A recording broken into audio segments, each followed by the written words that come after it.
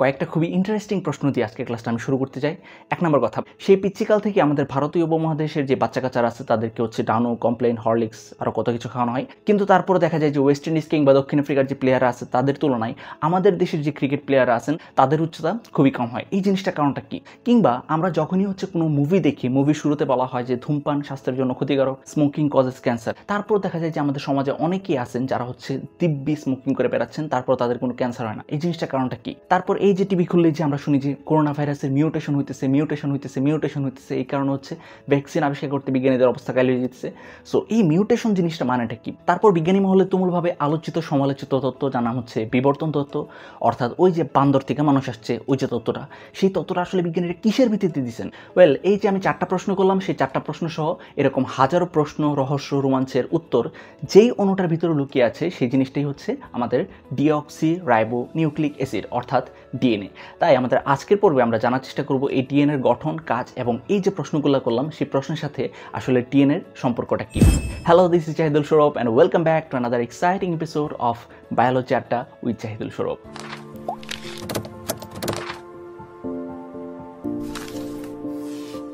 তো শুরুতেই বলে নিই, যখন হচ্ছে আমি এই ভিডিওটা বানাচ্ছি, অর্থাৎ এই ডিএনএর উপর ভিডিওটা বানাচ্ছি, তার ঠিক আগের ভিডিওতে আমি আলোচনা করেছি নিউক্লিক অ্যাসিড সম্পর্কে। একটা নিউক্লিক অ্যাসিড কীভাবে হচ্ছে আস্তে ধীরে ধীরে গঠিত হয় সেই জিনিসটা সম্পর্কে একদম ডিটেলস আমি একটা ক্লাস নিয়েছি। তোমাদেরকে শুরুতে আমি অনুরোধ করব সেই ক্লাসটা আগে দেখে আসো। যারা ওই ক্লাসটা এখনও দেখোনি, প্লিজ আগে ওই ক্লাসটা দেখো। নিউক্লিক অ্যাসিডের ক্লাসটা এই উপরে হচ্ছে আই বাটন আছে, ওই আই বাটন হচ্ছে ক্লিক করলেই হচ্ছে সেই ভিডিওটা এখন দেখতে পারবে। সো ওই ভিডিওটা দেখার পর তারপর হচ্ছে আজকের ক্লাসটা যদি তুমি দেখো তাহলে হচ্ছে একদম ক্লিয়ারলি বুঝতে পারবা। না হয়তো তোমার হচ্ছে এই ক্লাসটা দেখলে মনে হবে अरे कहना क्या चाहते हो। তো আপনাদের জন্য আরেকটা ফ্রি অ্যাডভাইস, সেই জিনিসটা হচ্ছে নিউক্লিক অ্যাসিডের মতো এই ডিএনএর গঠনটাও তোমরা চেষ্টা করবে যে হাসান স্যারের বই থেকে না পড়ে আজমল স্যার কিংবা আজিবুর স্যারের বই থেকে পড়ার, কারণ সেই বইগুলোতে হচ্ছে এই জিনিসটা অনেকটা সহজ করে লেখা হয়েছে। আর কঠিন করে শিখে লাভ কি, যদি পরীক্ষার হলে গিয়ে সব কিছু হচ্ছে খাই ফেলো। সো চেষ্টা করবা হাসান স্যারের বই থেকে না পড়ে এই জিনিসটা আজিবুর স্যার কিংবা আজমল স্যারের বই থেকে পড়ার। সো প্রথমে আসো আমরা জেনে নিব ডিএনএ কিংবা ডিঅক্সি রাইবো নিউক্লিক অ্যাসিডের ভৌত গঠনটা কীরকম। সো একটা ডিএনএ আসলে গঠনটা কীরকম সেই জিনিসটা নিয়ে বিজ্ঞানী মহলে হচ্ছে অনেক দিন যাবত গবেষণা হয়। বিজ্ঞানীরা অনেক দিন যাবত হচ্ছে গবেষণা করেন যে ডিএনএর আসলে কীরকম গঠন থাকে বা এই জিনিসটা কীভাবে হচ্ছে আমাদের বংশগতি বৈশিষ্ট্যগুলো নিয়ন্ত্রণ করে, সেই জিনিসটা হচ্ছে বিজ্ঞানীরা অনেক দিন গবেষণা করেন। তারপর তারা একদম অ্যাকুরেট হইতে পারছিলেন না। তো এরকম অনেক বছর অনেক বিজ্ঞানী পরিশ্রম করার পর সর্বপ্রথম 1953 সালে বিজ্ঞানী ওয়াটসন এবং ক্রিক ডিএনএর গঠন আসলে কীরকম সেই জিনিসটা সম্পর্কে একটা সুস্পষ্ট মডেল দিতে সমর্থন হন, এবং এই জিনিসটা করার কারণে তারা পরবর্তীতে হচ্ছে নোবেল পুরস্কারও পাইছিলেন। তো আমরা আজকে ডিএনএর ভৌত গঠন সম্পর্কে যে আলোচনাটা করবো সেই জিনিসটা করবো আমরা বিজ্ঞানী ওয়াটসন এবং ক্রিকেট দেওয়া এই ডাবল হেলিক্স মডেল অনুসারে। সো চলো শুরু করা যাক। সো প্রথমে আসো ডাবল হেলিক্স মডেল কথাটা আমরা একটু বিশ্লেষণ করি। আমরা জানি ডাবল মানে হচ্ছে 2 আর হেলিক্স কথাটার মানে হচ্ছে প্যাঁচানো সিঁড়ির মতো কোনো একটা গঠন।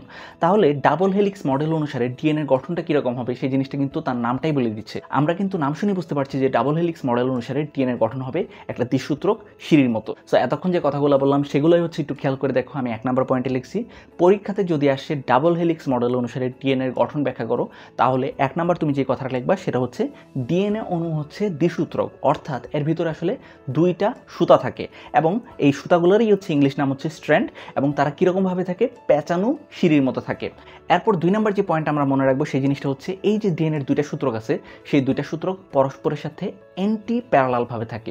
এখন অ্যান্টি প্যারালাল জিনিসটা কি একটু ভালো করে খেয়াল করে দেখো যে এই সূত্রগুলো কোনোটাই কিন্তু কোনো সময় হচ্ছে পরস্পরকে ছেদ করে না। ছেদ না করার কারণে এই জন্য এই জিনিসটাকে আমরা বলতে পারি কি, পরস্পর থেকে সবসময় সমান দূরত্ব হচ্ছে বজায় রাখে। আর কোনো একটা রেখা আরেকটা রেখা থেকে সবসময় সমান দূরত্ব বজায় রাখলে আমরা ওই জিনিসটাকে কি বলি, সমান্তরাল বলি। এবার তুমি একটু চিত্রটা খেয়াল করো, চিত্রটা খেয়াল করলে দেখবা যে একটা সূত্রকে ডিরেকশন হচ্ছে 5 প্রাইম থেকে 3 প্রাইমের দিকে, অন্য আরেকটা সূত্রকে ডিরেকশন হচ্ছে 3 প্রাইম থেকে 5 প্রাইমের দিকে, অর্থাৎ এদের ডিরেকশন হচ্ছে পরস্পর বিপরীতমুখী। এই জন্য এই জিনিসটাকে বলা হয় বিপরীতভাবে সমান্তরাল বা অ্যান্টি প্যারালাল। তাহলে আশা করি এই জিনিসটা বুঝতে পারছো। আমরা চলে যাই আমাদের পরবর্তী পেজে। সেখানে আমরা যে জিনিসটা দেখব সেটা হচ্ছে এই যে তুমি হচ্ছে ডিএনএ সূত্রটা দেখতে পাচ্ছ, সেই সূত্রক থেকে যে কোনো হচ্ছে 2টা সিঁড়িকে আমরা একটু জুম করি। জুম করলে আমরা যে জিনিসটা দেখতে পারবো সেটা হচ্ছে এই যে সিঁড়ির যে আমরা রেলিংগুলো দেখতে পাচ্ছি বা হাতলগুলো দেখতে পাচ্ছি, সেই হাতলটা আসলে কি কি জিনিস দ্বারা নির্মিত হয়েছে? সেই হাতলটা নির্মিত হয়েছে 2টা জিনিস দ্বারা, একটা হচ্ছে পেন্টোজ শর্করা আর একটা হচ্ছে অজৈব ফসফেট। আমাদের নিউক্লিক অ্যাসিডের উপর গত ক্লাসটা তুমি যদি দেখে থাকো তাহলে অলরেডি জানা থাকার কথা যে আমরা বলছিলাম ডিএনএ আরএনএ এগুলো হচ্ছে নিউক্লিক অ্যাসিড, এবং সেই দুই ধরনের নিউক্লিক অ্যাসিড আসলে কী জিনিস দ্বারা তৈরি হয়, তারা আসলে নিউক্লিওটাইড দ্বারা গঠিত হয়। এবং সেই একটা নিউক্লিওটাইডের ভিতরে আসলে কী কী জিনিস থাকে, তিনটা জিনিস। একটা হচ্ছে পেন্টোশর্করা, 2 নম্বর হচ্ছে অজৈব ফসফেট, 3 নম্বর হচ্ছে নাইট্রোজেন গঠিত ক্ষার। এর ভিতরে এই যে তোমার পেন্টোশর্করা এবং অজৈব ফসফেট, এই দুজন মিলে গঠন করে হচ্ছে আমাদের ডিএনএর যে হাতলগুলো আছে। তাহলে আমরা জাস্ট মনে রাখবো ডিএনএর মাঝে এই যে সিঁড়ি আছে, সিঁড়ির দুই পাশে যে দুইটা হাতল আছে, সেই হাতলগুলো আসলে নির্মিত হয়েছে সুগার এবং ফসফেটের ক্রমসংযুক্তির মাধ্যমে। এবং তুমি যদি হচ্ছে আমাদের গত ক্লাসটা অর্থাৎ নিউক্লিক অ্যাসিডের উপর যে ক্লাসটা আছে, সেই ক্লাসটা যদি অলরেডি দেখে থাকো, তাহলে তোমার কাছে এই জিনিসপাতিগুলো অলরেডি হচ্ছে একদম পানিভাত হয়ে যাওয়ার কথা। আমি কিন্তু গত ক্লাসে বলছিলাম যে একটা নিউক্লিওটাইড আরেকটা নিউক্লিওটাইডের সাথে যখন হচ্ছে যুক্ত হয়েছে একটা ডাই নিউক্লিওটাইড গঠন করে, তখন আসলে সে কিভাবে যুক্ত হয় একটু খেয়াল করে দেখো। আমি কিন্তু গত ক্লাসে বলছিলাম যে একটা নিউক্লিওটাইডের যে পেন্টোশর্করা আছে, সেই পেন্টোশর্করার 5 নম্বর যে কার্বন, সেই 5 নম্বর কার্বনে যে ফসফেট গ্রুপটা যুক্ত আছে, সেই ফসফেট গ্রুপটা দ্বিতীয় নিউক্লিওটাইডের 3 নম্বর কার্বনে থাকা হাইড্রোজেনকে অপসারণ করে তারপর হচ্ছে সেখানে যুক্ত হয়ে যায়, এবং এই বন্ধনটাকে আমরা বলতেছিলাম ফসফোডাইএস্টার বন্ধন। তাহলে আমরা বলছিলাম কিন্তু গত ক্লাসে যে ফসফোডাইএস্টার বন্ধনের মাধ্যমে আমাদের সুগার ফসফেট এরকমভাবে যুক্ত হইতেই থাকে, এবং এই ফসফোডাইএস্টার বন্ধনই হচ্ছে আমাদের ডিএনএর প্রধান গাঠনিক বন্ধন। তাহলে যদি তোমাকে প্রশ্ন করা হয় যে ডিএনএর মাঝে আসলে প্রধানত কোন বন্ধনটা দেখা যায়, তাহলে আনসার কি হবে? আনসার হবে হচ্ছে ফসফোডাইএস্টার বন্ধন।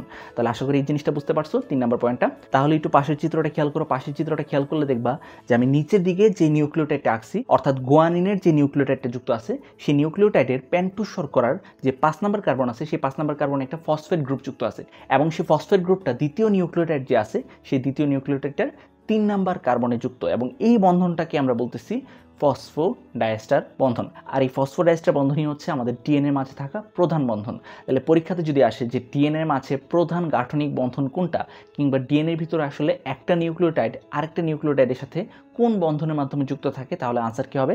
আনসার হবে কিন্তু ফসফোডাইএস্টার বন্ধন। তাহলে আশা করি বুঝতে পারছো যে ডিএনএর মাঝে এই যে হাতলগুলো আমরা আঁকতেছি, সেই হাতলগুলো একটা আরেকটার সাথে কিভাবে যুক্ত থাকে। এরপর চলো আমরা একটু দেখে নিই যে এই মাঝখানে যে আমরা সিঁড়িগুলো আঁকতেছি, সেই সিঁড়িগুলো আসলে কি। সেই সিঁড়িগুলো হচ্ছে আসলে নাইট্রোজেন গঠিত ক্ষারের বেস পেয়ার মানে কি?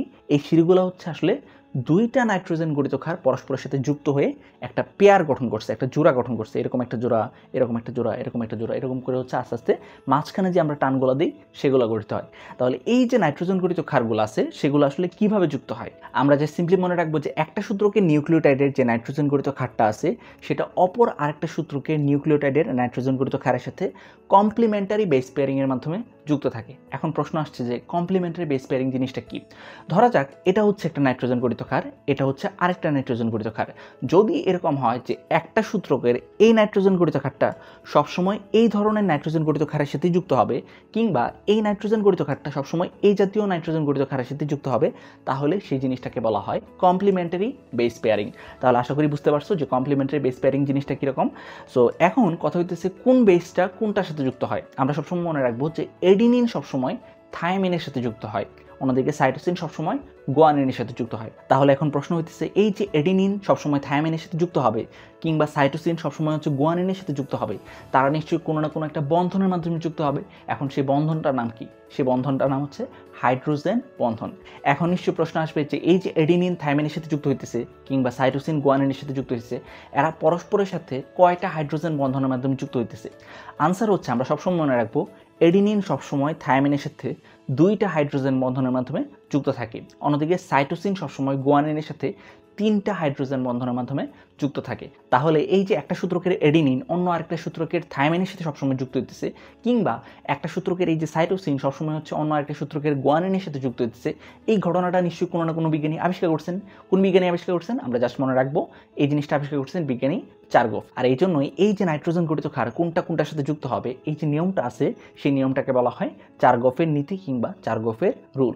তাহলে বিজ্ঞানী চারগোফ কিভাবে হচ্ছে এই জিনিসটা আবিষ্কার করছেন? তিনি দেখছেন যে একটা ডিএনএর মাঝে যত সংখ্যক পিউরিন আছে, অর্থাৎ এডিনিন গুয়ানিন আছে, ঠিক তত সংখ্যকই হচ্ছে পাইরিমিডিন আছে। পাইরিমিডিন কারা? পাইরিমিডিন হচ্ছে সাইটোসিন থায়ামিন। আর একটু সিম্পলি চিন্তা করলেই বোঝা যায় যে এই ঘটনাটা তখনই সম্ভব যখন হচ্ছে একটা সূত্রকের একটা নির্দিষ্ট পিউরিন, অর্থাৎ হয় এডিনিন না হয়তো গুয়ানিন, অন্য আরেকটা সূত্রকের একটা নির্দিষ্ট পাইরিমিডিনের সাথে যুক্ত থাকে, অর্থাৎ হয় সাইটোসিনের সাথে যুক্ত থাকবে কিংবা থায়ামিনের সাথে যুক্ত থাকবে। তখন আরও গবেষণা করার পর তিনি দেখলেন যে এডিনিন সবসময় থায়ামিনের সাথে যুক্ত থাকে আর সাইটোসিন সবসময় গুয়ানিনের সাথে যুক্ত থাকে। সো সেখান থেকে আসছে যে এই যে নিয়মটা, সেই নিয়মটাকে বলা হয় চারগোফের নীতি কিংবা চারগোফের রুল। তাহলে পরীক্ষাতে যদি আসে যে চারগোফের নীতি কাকে বলে, তাহলে সিম্পলি যা সুন্দর করে বলবা যে চারগোফের নীতি অনুযায়ী ডিএনএর মাঝে একটা সূত্রকের মাঝে যত সংখ্যক পিউরিন থাকবে, অন্য আরেকটা সূত্রকের মাঝে ঠিক তত সংখ্যকই পাইরিমিডিন থাকবে, এবং এই জিনিসটাকে বলা হয় চারগোফের নীতি কিংবা চারগোফের রুল।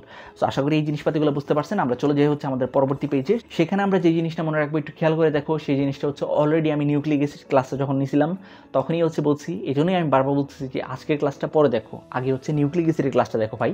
নিউক্লিক অ্যাসিডের ক্লাসটা দেখলে আজকের ক্লাসটা বোঝা একদমই কোনো ব্যাপারই হবে না, একদমই পানিপাত হয়ে যাবে।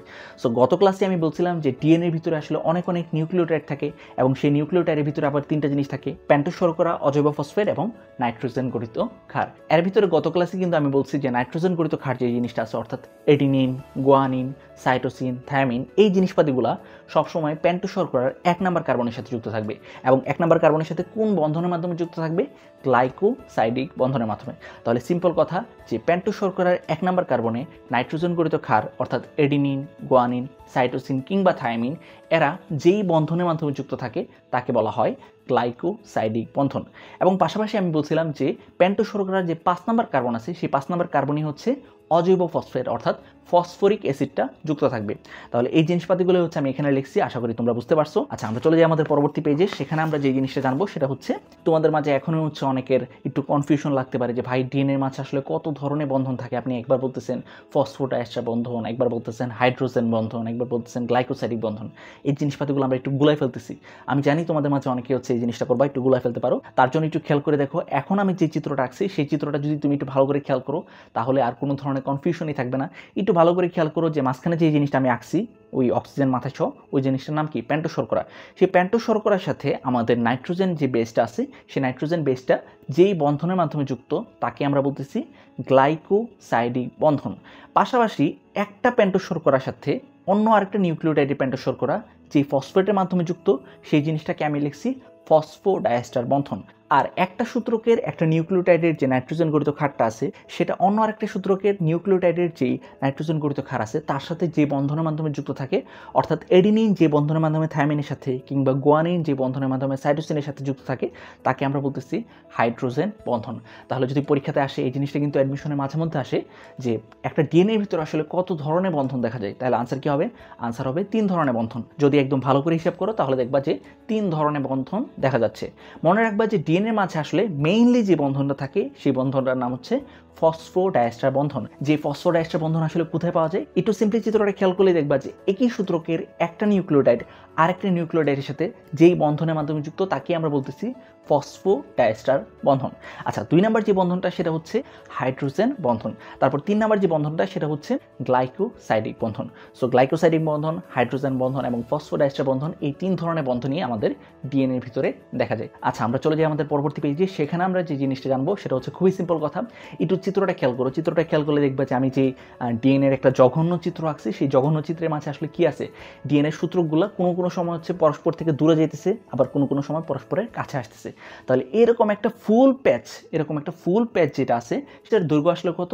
আনসার হচ্ছে 34 অ্যাংস্ট্রম। তাহলে আমরা খুব সিম্পলভাবে মনে রাখবো যে ডিএনএর 2টা সূত্রক পরস্পর থেকে দূরে গিয়ে আবার কাছে ফিরে আসতে এই যে পূর্ণাঙ্গ একটা প্যাচ গঠন করলো, সেই পূর্ণাঙ্গ প্যাচের দৈর্ঘ্য আসলে কত?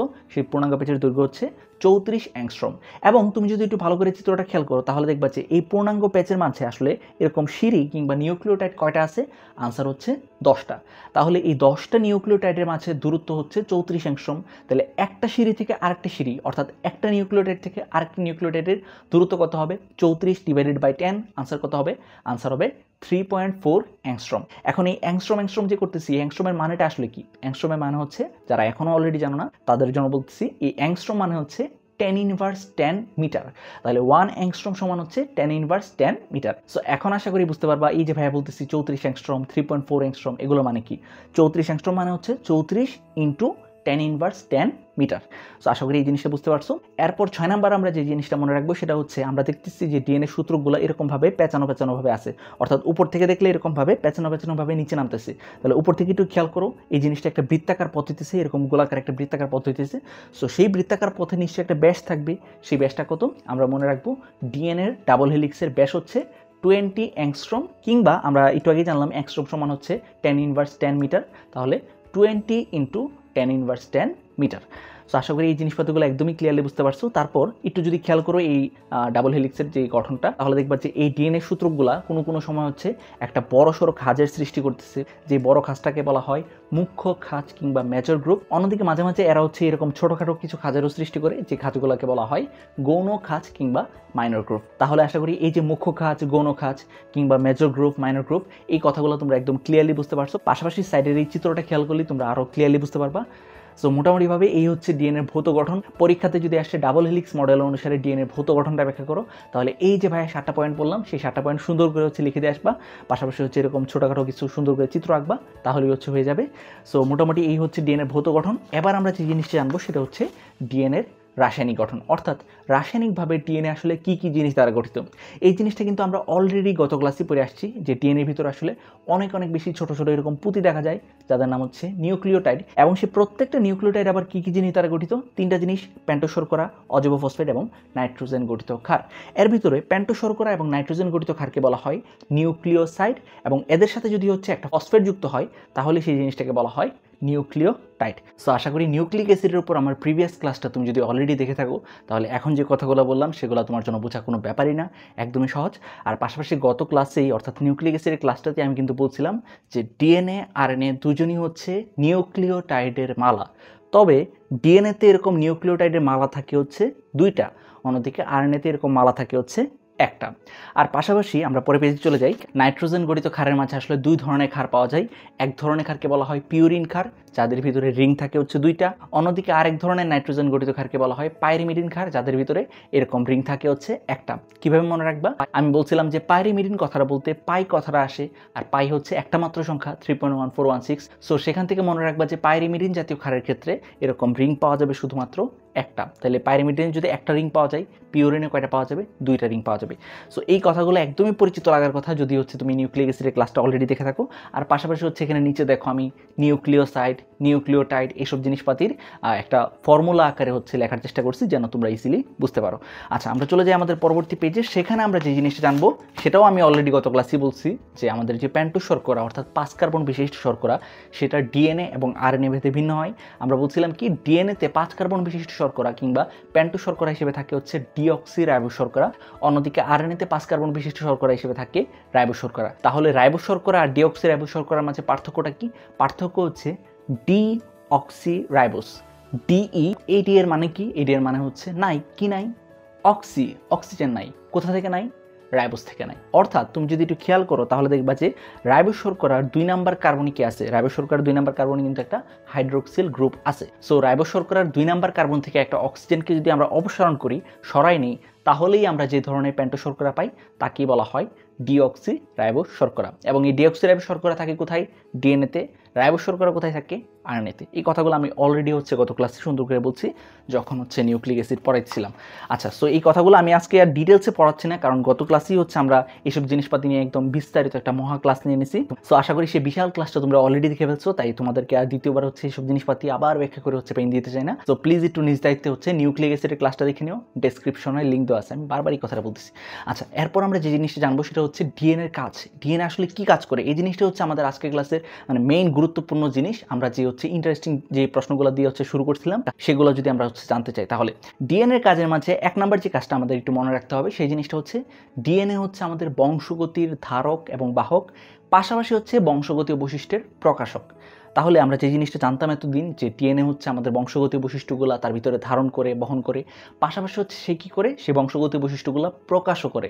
তাহলে ডিএনএ তার ভিতরে থাকা এই কথাগুলা বা তার ভিতরে থাকা এই বৈশিষ্ট্যের লেখাগুলা কিভাবে প্রকাশ করে? আনসার হচ্ছে ডিএনএর ভিতরে যে বৈশিষ্ট্যগুলো লেখা আছে বা যে কোডগুলো লেখা আছে, সেগুলা ডিএনএ প্রকাশ করার স্বার্থে ফার্স্টে ডিএনএ ট্রান্সক্রিপশন নামক এক ধরনের প্রক্রিয়ার মাধ্যমে mRNA কিংবা মেসেঞ্জার আরএনএতে পরিণত হয়। পরবর্তীতে সেই mRNAটা ট্রান্সলেশন বা অনুবাদ প্রক্রিয়ার মাধ্যমে কিসে পরিণত হয়? প্রোটিনে পরিণত হয়। আর প্রোটিনে পরিণত হইলেই ডিএনএর ভিতরে যে বৈশিষ্ট্যগুলো লেখা ছিল সেগুলো হচ্ছে প্রকাশিত হয়। এই জিনিসটা দেখো আমি হচ্ছে 3 নাম্বার পয়েন্টে সেই জিনিসটা লিখছি। তাহলে মোটামুটিভাবে আমরা বুঝলাম যে ডিএনএ আসলে কিভাবে বৈশিষ্ট্য প্রকাশ করে। আচ্ছা, 2 নাম্বার যে জিনিসটা মনে রাখতে হবে ডিএনএ কাছ থেকে, সেই জিনিসটা হচ্ছে মিউটেশন বা পরিবৃত্তির মাধ্যমে ইভলিউশন বা অভিব্যক্তির সূচনা ঘটায়। আমি জানি তোমাদের মাঝে বেশিরভাগের কাছে হচ্ছে এই লাইনটা একদম হিব্রু ভাষার মতো মনে হচ্ছে যে ভাই মিউটেশন জিনিসটা কি, বা পরিবৃত্তি জিনিসটার মানেটা কি, কিংবা হচ্ছে ইভলিউশন অভিব্যক্তি এই জিনিসপাতিগুলোর মানেটা কি। সো এই জিনিসপাতিগুলো নিয়ে আমি আলাদা একটা, এই ক্লাসটা পরেই হচ্ছে আলাদা একটা ক্লাস বানাবো, যেই ক্লাসে হচ্ছে আমি শুধুমাত্র হচ্ছে মিউটেশন নিয়ে কথা বলবো কিংবা ইভলিউশন নিয়ে কথা বলবো, একদম সহজ ভাষায়, কোনো চিন্তা নাই, ঠিক আছে। সো সেই ক্লাসটা দেখার জন্য এখনই হচ্ছে চ্যানেলটাকে সাবস্ক্রাইব করতে হবে। আর পাশাপাশি হচ্ছে আমি মোটামুটিভাবে বলে দিচ্ছি যে মিউটেশন জিনিসটা মানেটা কি। মিউটেশন হচ্ছে আমরা যে নাইট্রোজেন গঠিত ক্ষারগুলো দেখছিলাম যেগুলো হচ্ছে একটা সিকোয়েন্স আকারে থাকে, এর পরে টি, টি এর পরে সি, সি এর পরে জি, এরকমভাবে থাকে না। সো সেই নাইট্রোজেন গঠিত ক্ষারগুলার এই যে সিকোয়েন্স কিংবা ধারাগুলো আছে, সেই ধারার মাঝে কোনো একটা চেঞ্জ আসা। ধরা যাক এর পরে টি, টি এর পরে সি, সি এর পরে জি আছে। এখন এর পরে টি এর জায়গায় যদি ভুলক্রমে কোনো একটা কারণে সি চলে আসে, তাহলে সেই চেঞ্জটার নামই হচ্ছে মিউটেশন। তাহলে মিউটেশন বা পরিবৃত্তির মানেটা কি আমরা সিম্পলভাবে আপাতত মনে রাখি যে ডিএনএর ভিতরে আসলে নাইট্রোজেনের যে ক্ষারগুলো আছে সেগুলো একটা ধারাবাহিকতা আছে বা সিকোয়েন্স আছে। সেই সিকোয়েন্সের মাঝে কোনো একটা যদি চেঞ্জ আসে, কোনো একটা পরিবর্তন আসে, সেই পরিবর্তনটার নামই হচ্ছে মিউটেশন বা পরিবৃত্তি। এবং আগামী ক্লাসে আমরা দেখব এই মিউটেশনের ফলে আসলে ইভলিউশন বা বিবর্তন কিংবা ওই যে বানর থেকে মানুষ আসছে ওই কথাটার সৃষ্টি হয়েছে, কিভাবে সৃষ্টি হয়েছে সেই জিনিসটা আমরা নেক্সট ক্লাস দেখব। তবে এই কথাটা আপাতত জেনে রাখো যে বানর থেকে মানুষ আসে নাই, ডারউইন কখনোই হচ্ছে এই কথাটা বলছেন না যে বানর থেকে মানুষ আসছে। যারা আসলে একটু কম সায়েন্স জানে কিংবা সায়েন্সের একদম ডিপ থেকে জানে না, তারাই আসলে এইসব কথা বলে বেড়ায় যে ডারউইন হচ্ছে বলছিলেন যে বানর থেকে হচ্ছে মানুষ আসছে। আসলে এই কথাটা তিনি বলছেন না। আচ্ছা, আমরা সেই জিনিসপাতিগুলো নিয়ে একদম ডিটেলসে জানবো নেক্সট ক্লাসে। আর পাশাপাশি হচ্ছে এখন আপাতত জাস্ট মনে রাখো মিউটেশন মানে হচ্ছে ডিএনএর যে সিকোয়েন্স, নাইট্রোজেনাস বেস পেয়ারের যে সিকোয়েন্স, সেই সিকোয়েন্সে কোনো একটা চেঞ্জ আসা, আর হচ্ছে সেই চেঞ্জ থেকে আসলে ইভলিউশন বা বিবর্তনের সৃষ্টি হয়। এবং এই ক্ষেত্রে কে সাহায্য করে? এই ক্ষেত্রে সাহায্য করে হচ্ছে আমাদের ডিএনএ। 3 নাম্বার আমরা যে জিনিসটা মনে রাখবো সেটা হচ্ছে আমরা অলরেডি বলছি যে ডিএনএ ট্রান্সক্রিপশনের মাধ্যমে এমআরএনএতে পরিণত হয়, সেই এমআরএনএটা ট্রান্সলেশনের মাধ্যমে প্রোটিনে পরিণত হয়। প্রোটিন জিনিসটা হতে পারে এক ধরনের এনজাইম, প্রোটিন জিনিসটা হতে পারে হরমোন। আমরা অলরেডি জানি এনজাইম, হরমোন এই জিনিসপাতিগুলো হচ্ছে প্রোটিন জাতীয় পদার্থ বা আমিষ জাতীয় পদার্থ। তাহলে আমাদের দেহের মাঝে প্রতিনিয়তই হচ্ছে লাখ লাখ কোটি কোটি বিক্রিয়া করতেছে। সেই বিক্রিয়াটা ঘটানোর জন্য কোনো না কোনো এনজাইম দরকার। সেই এনজাইম যদি না থাকে সেই বিক্রিয়াটা ঘটবে না। আর সেই বিক্রিয়া না ঘটলে কী হবে? আমাদের দেহ কিন্তু আর সার্ভাইভ করতে পারবে না বা টিকে থাকতে পারবে না। তাহলে আমরা দেখতে পারতেছি যে এনজাইম আমাদের দেহের জন্য বা আমাদের দেহের ভিতরে থাকা বিভিন্ন ধরনের বিক্রিয়া ঘটানোর জন্য খুবই জরুরি। এবং সেই এনজাইমটা আসলে কে তৈরি করে দিয়েছে? সেই এনজাইম যেহেতু এক ধরনের প্রোটিন, সেই প্রোটিনটা আসতেছে কোনো একটা এমআরএনএ থেকে, আর সেই এমআরএনএ আসতেছে ডিএনএ থেকে। তাহলে ওভারঅল আমরা কি বলতে পারি? ডিএনএ আসলে আমাদের এই এনজাইম, এই হরমোনগুলো তৈরি করে দিয়েছে। সো আমরা দেখতে পাচ্ছি যে ডিএনএ এরকম এনজাইম, হরমোন এই জিনিসপাতিগুলো তৈরি করার মাধ্যমে একটা কোষের ভিতরে যাবতীয় বিক্রিয়া কিংবা আমরা বলতে পারি যে একটা কোষের যাবতীয় জৈবনিক কার্যকলাপই আসলে ডিএনএ নিয়ন্ত্রণ করে। সো আশা করি এই জিনিসপাতিগুলো একদমই ক্লিয়ার হয়েছো। আর ডিএনএর আরও অনেক কাজ দেখবা বইয়ের মাঝে আছে, সেই জিনিসপাতিগুলো বই থেকে একটু জেনে নিও। আমি জাস্ট এখানে ডিএনএ সেই সকল কাজের কথা উল্লেখ করছি যেগুলো হচ্ছে আমাদের একটু বোঝার প্রয়োজন আছে বা আসলে কাহিনীটা কি সেই জিনিসটা জানার প্রয়োজন আছে। আর বাকি যে কাজগুলো আছে সেগুলো হচ্ছে জাস্ট বই থেকে পড়লেই তুমি হচ্ছে নিজে থেকেই বুঝতে পারবা, কোনো ধরনের সমস্যা হবে না। এখন আমরা যে জিনিসটা জানবো সেটা হচ্ছে ডিএনএর উপাদিগুলো। আমরা একটু আগে দেখলাম যে ডিএনএ হচ্ছে একটা কোষের জন্য খুবই খুবই গুরুত্বপূর্ণ। ডিএনএ যদি না থাকে একটা কোষের জন্য প্রোটিন তৈরি হবে না, এনজাইম তৈরি হবে না, হরমোন তৈরি হবে না। আর এই জিনিসপাতিগুলো তৈরি না হলে একটা কোষও বাঁচতে পারবে না। সো যেহেতু হচ্ছে ডিএনএ একটা কোষের জন্য এইসব জিনিসপাতি তৈরি করে দেয় এবং একটা কোষের জন্য ডিএনএ খুবই খুবই গুরুত্বপূর্ণ, তার জন্যই ডিএনএকে বিজ্ঞানীরা আদর করে হচ্ছে অনেক অনেক নাম দিচ্ছেন। সো সেই নামগুলা বা সেই উপাধিগুলো আমাদের একটু কষ্ট করে মনে রাখতে হবে, কারণ অ্যাডমিশন টেস্টে হচ্ছে এই জিনিসপাতিগুলো আসতে পারে, পাশাপাশি হচ্ছে বোর্ড পরীক্ষার জন্য ইম্পর্টেন্ট। সো প্রথমে আমরা যে জিনিসটা জানবো সেটা হচ্ছে ডিএনএকে বলা হয় প্রোটিন তৈরির মাস্টার প্ল্যান। কি বললাম? যে ডিএনএকে বলা হয় প্রোটিন তৈরির মাস্টার প্ল্যান। এখন কথা হচ্ছে ডিএনএকে কেন প্রোটিন তৈরির মাস্টার প্ল্যান বলা হয়? ওই 3 নাম্বার পয়েন্টটা দেখো, কাজের মাঝে ডিএনএ কাজের মাঝে 3 নাম্বার পয়েন্টটা দেখো, তাহলেই বুঝতে পারবা যে ডিএনএ থেকে হচ্ছে এমআরএনএ তৈরি হয়, সেই এমআরএনএ থেকে হচ্ছে প্রোটিন তৈরি হয়। তাহলে প্রোটিন কীরকম তৈরি হবে সেই জিনিসটা কিন্তু লেখা আছে কোথায়? ডিএনএতে। সেই জন্যই প্রোটিন তৈরির মাস্টার প্ল্যান বলা হয় আমাদের ডিএনএকে। পাশাপাশি সিম্পলি জাস্ট হচ্ছে এই সিকোয়েন্সটা একটু খেয়াল করলে বুঝবা যে এমআরএনএ থেকে হচ্ছে প্রোটিন তৈরি হচ্ছে। তাহলে এমআরএনএকে আমরা কি বলতে পারি? এমআরএনএকে বলতে পারি হচ্ছে প্রোটিন তৈরির ছাঁচ কিংবা টেমপ্লেট। ছাঁচের ইংলিশই হচ্ছে টেমপ্লেট। আমরা চলে যাই আমাদের পরবর্তী পেজে, সেখানে আমরা যে জিনিস জানবো সেটা হচ্ছে আপাতত মনে রাখো, এখন হয়তো বা নাও বুঝতে পারো, জাস্ট আপাতত মনে রাখো যে অ্যামিনো অ্যাসিডকে বলা হয় প্রোটিন তৈরির কাঁচামাল। তোমাদের মাঝে যারা হচ্ছে অলরেডি আমাদের এইচএসসি একাডেমিক বায়োলজি কোর্সে এনরোল করেছো তারা অলরেডি জানো যে আমি যখন একদম ফার্স্ট ক্লাসটা নিয়েছিলাম, অর্থাৎ বায়োলজির ওরিয়েন্টেশন ক্লাসটা নিয়েছিলাম, তখনই কিন্তু আমি বলছিলাম যে অ্যামিনো অ্যাসিড একটার পর একটা এরকমভাবে যুক্ত হয়ে একটা মালা গঠন করে, এবং সেই মালাটাকে আমরা কি বলি? মালাটাকে বলি আমরা প্রোটিন। তাহলে অ্যামিনো অ্যাসিডকে আসলে আমরা কি বলতে পারি? অ্যামিনো অ্যাসিডকে বলতে পারি প্রোটিন তৈরির কাঁচামাল কিংবা প্রোটিন তৈরির র ম্যাটেরিয়াল। তারপর আমরা কি জানি? অলরেডি জানি যে হচ্ছে রাইবোজোম হচ্ছে প্রোটিন তৈরি করে, তার জন্য রাইবোজোমকে বলা হয় প্রোটিন তৈরির কারখানা। তাহলে প্রশ্নে আমাদের কি জানতে চাচ্ছে সেই জিনিসটা কিন্তু খুব ভালো করে হচ্ছে খেয়াল রাখতে হবে। যদি প্রশ্নে জিজ্ঞাসা করে যে প্রোটিন তৈরির মাস্টার প্ল্যান, আমরা আনসার দিব ডিএনএ। যদি আমাদের প্রশ্ন করে প্রোটিন তৈরির ছাঁচ, তাহলে আমরা আনসার দিব হচ্ছে এমআরএনএ। যদি আমাদের প্রশ্ন করে প্রোটিন তৈরির কাঁচামাল, তাহলে আনসার দিব হচ্ছে এমিনো অ্যাসিড। আর যদি প্রশ্ন করে হচ্ছে প্রোটিন তৈরির কারখানা, তাহলে আমাদের আনসার দিতে হবে হচ্ছে রাইবোজোম। এগুলো দেখতে পারতেছো যে ডিএনএর কোনো কাজ না, কিন্তু এই কথাগুলো আমি কেন হচ্ছে ডিএনএর উপাধির সাথে লিখলাম? কারণ এই যে কথাগুলো আমি বললাম সেগুলো হচ্ছে ডিএনএর যে উপাধিটা আছে, যে প্রোটিন তৈরির মাস্টার প্ল্যান, এই কথাটার সাথে খুবই হচ্ছে কাছাকাছি সম্পর্কযুক্ত। তাই তোমরা যাতে হচ্ছে প্যাচ না লাগাও, সেই জন্য হচ্ছে আমি এই কথাগুলো এখানে এক্সট্রা হিসেবে অ্যাড করছি। এরপর 2 নম্বর যে জিনিসটা আমাদের মনে রাখতে হবে সেই জিনিসটা হচ্ছে ডিএনএকে বলা হয় দ্য মাস্টার মলিকুল। আচ্ছা, মাস্টার মলিকুল কেন বলা হয়? কারণ হচ্ছে সে একটা কোষের জন্য প্রয়োজনীয় সকল এনজাইম, হরমোন বা হচ্ছে প্রোটিন তৈরি করে দেয়, এই জন্য তাকে বলা হয় মাস্টার মলিকুল। আর এই জিনিসটা হচ্ছে হাসান স্যারের বইতে একটু ভুল আছে। হাসান স্যারের বইতে দ্য মাস্টার মলিকুল একবার বলা হচ্ছে নিউক্লিক অ্যাসিডকে, আবার বলা হচ্ছে ডিএনএকে। সুতরাং তোমরা প্যাচ লাগাইলে হবে না, জাস্ট সিম্পলি মনে রাখো যে ডিএনএ কি আসলে বলা হয় মাস্টার মলিকুল, নিউক্লিক অ্যাসিডকে মাস্টার মলিকুল বলা হয়। এই কথাটা হাসান স্যারের বইতে যেখানে পাবা, পারলে একটু কেটে দিও। আর আমি তো বললামই যে এই ইনফরমেশনগুলো বা নিউক্লিক অ্যাসিডের পরবর্তী যে অংশটা আছে কোষ এবং এর গঠন চ্যাপ্টারটা থেকে, সেই জিনিসটা হাসান স্যারের বই থেকে না পড়ার চেষ্টা করো। তবে হাসান স্যারের বই থেকে এখান থেকে কোন অংশটা পড়তে হবে সেই জিনিসটা আমি ক্লাসে বলে দিব। সো ক্লাসগুলো একটু ভালো করে ফলো করতে হবে। 3 নম্বর যে জিনিসটা মনে রাখতে হবে সেই জিনিসটা হচ্ছে ডিএনএকে বলা হয় জীবনের আণবিক ভিত্তি কিংবা মলিকুলার বেসিস অফ লাইফ। এই জিনিসটা কেন বলা হয়? কারণ আমরা নর্মালি কি জানি? আমরা নর্মালি জানি যে কোনো একটা জীবের দেহ সাধারণত কোষ দ্বারা গঠিত হয়। এখন সেই কোষটার ভিতরে আসলে কি কি বিক্রিয়া ঘটবে কিংবা সেই কোষটার ভিতরে আসলে কি কি জৈবনিক কার্যকলাপ সংঘটিত হবে, সেই জিনিসটা আসলে কে নিয়ন্ত্রণ করতেছে? ডিএনএ নিয়ন্ত্রণ করতেছে। এই জন্যই আসলে ডিএনএকে বলা হয় জীবনের আণবিক ভিত্তি কিংবা মলিকুলার বেসিস অফ লাইফ। পাশাপাশি আমরা আরেকটা জিনিস জেনে রাখতে পারি, সেই জিনিসটা হচ্ছে মাঝে মধ্যে আমরা দেখছি যে এডমিশন টেস্টে আসে, সেটা হচ্ছে জীবনের ভাষা।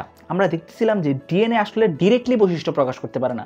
ডিএনএ আসলে কি করে? ফার্স্ট হচ্ছে এমআরএনএতে পরিণত হয়, সেই এমআরএনএ থেকে প্রোটিন তৈরি হয়। ওই প্রোটিনটা তৈরি হইলেই আসলে একটা বৈশিষ্ট্য প্রকাশিত হয়। তাহলে সেই ক্ষেত্রে প্রোটিনকে আমরা কি বলতে পারি? প্রোটিনকে আমরা বলতে পারি হচ্ছে জীবনের ভাষা কিংবা ল্যাঙ্গুয়েজ অফ লাইফ। তাহলে খুব ভালো করে হচ্ছে খেয়াল রাখতে হবে, এই কথাগুলো কিন্তু খুবই কাছাকাছি, তোমরা দেখতে পারতেছো।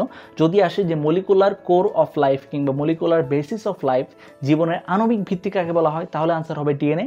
যদি আসে যে জীবনের ভাষা কিংবা ল্যাঙ্গুয়েজ অফ লাইফ কাকে বলা হয়, তাহলে আনসার হবে কিন্তু প্রোটিন। এই যে কথাগুলো আমি বলতেছি সেগুলো কিন্তু আমাদের অ্যাডমিশন টেস্টে এমসিকিউর জন্য কিংবা বোর্ড কোশ্চেনে এমসিকিউর জন্য খুবই খুবই ইম্পর্টেন্ট। কাজেই এখানে আমি যে জিনিসপাতিগুলো লিখছি সেগুলো হচ্ছে ভিডিওর নিচে ডেসক্রিপশনে আমি যে পিডিএফটা দিয়ে দিব, সেখান থেকে হচ্ছে একটু মনোযোগ দিয়ে কষ্ট করে পড়ে নিতে হবে।